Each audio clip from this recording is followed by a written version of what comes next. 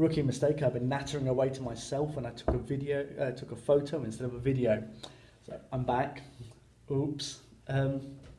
So I was on risks, and we're talking about the risks of illness is a big one, and obviously if it affects you, that's probably the worst thing.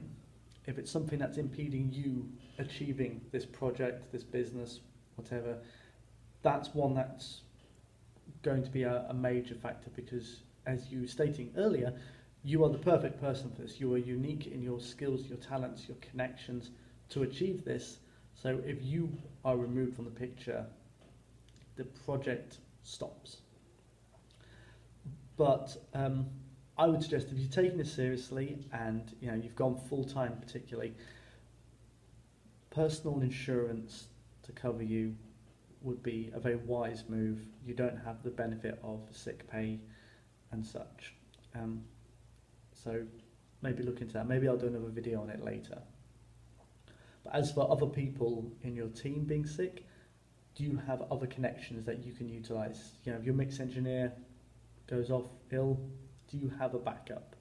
And if, say, you're on tour, have a list of the backups prepared.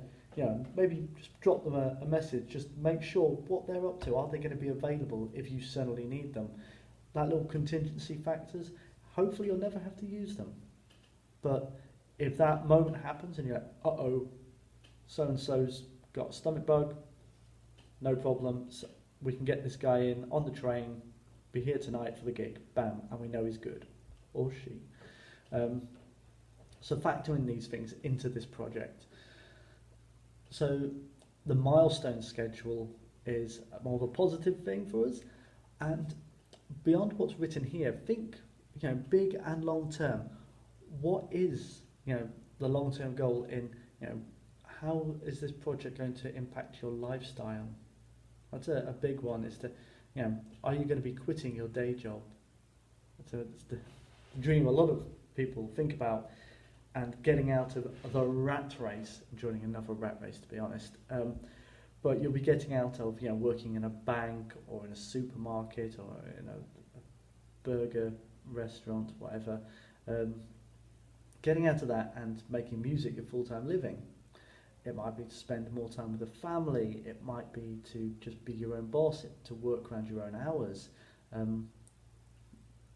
Whatever it is, put these things into this and think big scale, and what are the things that really matter to you? Forget about the money. Think about your life and how this is going to give you that life that you want and you deserve. Everyone deserves it, but you're going to work damn hard to get it. So think of those big goals, and then think of the smaller goals that contribute to that. So those are getting a little more sort of day-to-day businessy. So if you're wanting to be a fairly well-known, widespread artist, you're going to be wanting to think about touring, and touring a much larger area. So in the UK, we have the option still at the minute of touring in Europe.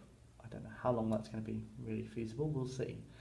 But if you want to tour Europe from the UK, first of all, you're going to want to have toured the UK, and you're probably going to want to have toured a couple of times. Make sure you've got a good live show. You're kind of nice and tight as a band. You've got a good team around you of your engineers and your stage crew. All of this that you can take with you. You're going to want to know that you've got a fan base waiting for you in other countries. So working on that social media presence, targeting places you'd like to play, or finding cities that you are already popular in that you can target for your tour. Finding other acts in those cities that you can work with, support them or they support you, and sharing that's the responsibility when they come to the UK, that you'll offer them the same. So building up those relationships, those networks in that sense.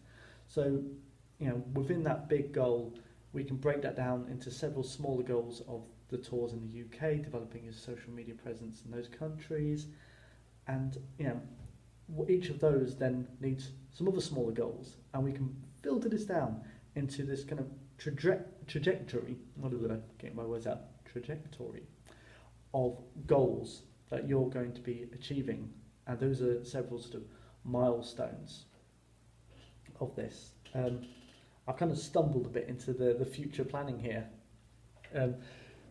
All of what I just said is future planning. And the milestones are those points within that you've achieved things. So you've recorded the album, you've got 1,000 fans on Facebook, you've got so many followers on Twitter. Those milestones, you've finished writing the songs. You've finished writing a song, but scale them out to you. These are personal, so where you are in your kind of career and what is achievable and what is an achievement for you. So schedule those out. The milestones don't have to be for the next 10 years, say, but I'd certainly want you to kind of do a series of milestones over the next year. Things that you could be doing today, right now, things that you could be working towards today and right now. So if it's, I want to write an album, and you've never written an album before, wonderful. That's something that might take you a year if you've never done it before to get an album's worth of great songs. And if you're not writing every day, so perhaps you're looking at one song a month to go on the album.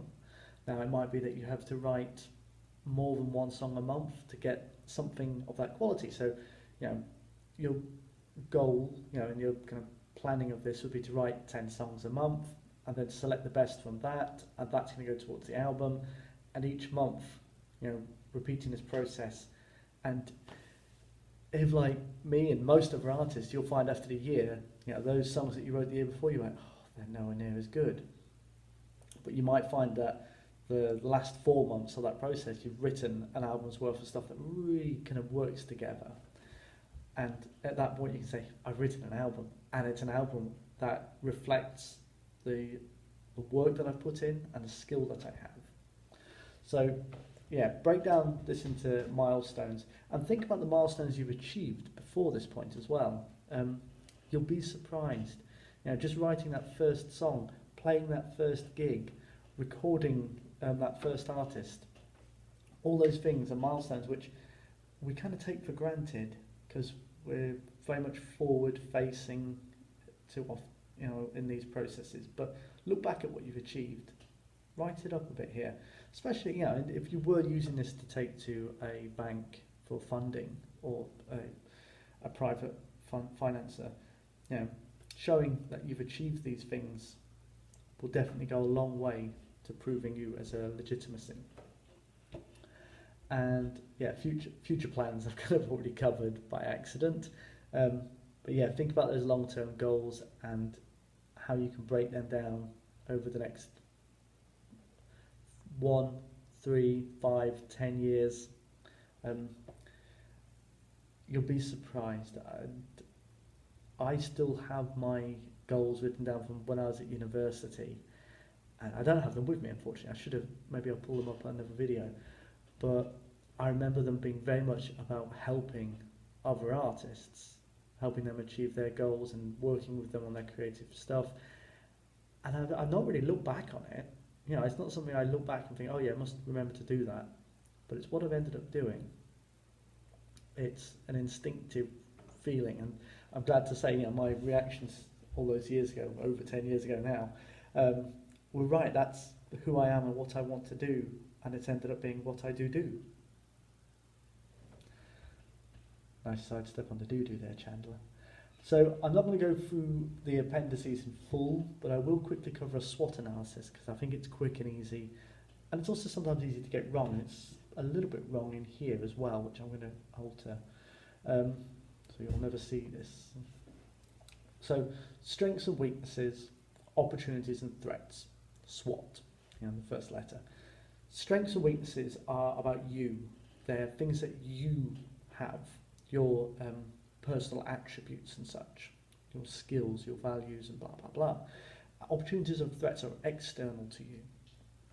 So strengths are your skills, your knowledge, and your abilities. weaknesses are the counter of those. Skills that you don't have, knowledge that you don't have.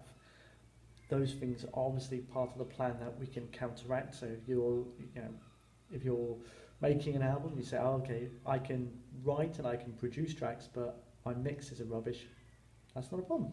We outsource that to a mix engineer, which then moves into an opportunity. If you know mix engineers and you know that's a weakness, there's an opportunity to counteract that weakness. So your network is a source of opportunities. If you're doing something that is particular to you as an artist, of your own genre, then that's an opportunity. It's a gap in the market. Or maybe there aren't maybe there's not another hip hop artist in your area, but there's a crowd of people who like hip hop. Opportunity. You've probably covered some of this already in the document. Sometimes just these little bullet point things make it really clear to you and other people reading. Threats. Threats, try to keep these specific to your business project here. We mentioned about the risk assessment of if you become ill, but that's not specific to this project, and it's just one of those things. It's not going to be something you can overly plan for, and it's not something that is specific to this project. As I say, everyone can suffer from illness, so try to keep them sort of specific. If you're talking about, okay, I mentioned the earlier example of touring in Europe, and as a UK citizen, if that was part of my plan, a threat to me is Brexit. If you don't know about Brexit, don't look it up. It's a nightmare. But basically, potentially it's going to cause issues for me in touring in Europe. Business rates, tax, these things, are a bit generic unless you can say that there's something specific happening that might impede your business. You keep these kind of specific to you, and keep them kind of realistic as well. There's no point imagining things that what if my genre of music all of a sudden falls right out of favour and no one buys it anymore. Someone always wants to buy a genre of music. There's an audience for everyone. It's just sometimes a case of finding them and winning them over. So I hope this has been helpful to you. If there are any parts you'd like me to go over in more detail, things I've missed out, write down in the comment here and I'll do some more information on those. Or if you've got a real sort of robust business plan already and you just want to work out the nuts and bolts of it, drop me a message. I'll go through it with you. We can talk about it. I'm happy to just be a soundboard for you to work these things out. Really motivates me and inspires me to hear what people are doing. And if you need a copy of the business plan template, sign up to the newsletter down below in the comments and get that for free, whizzing its way to you from a sexy little Dropbox. Thanks so much. Bye.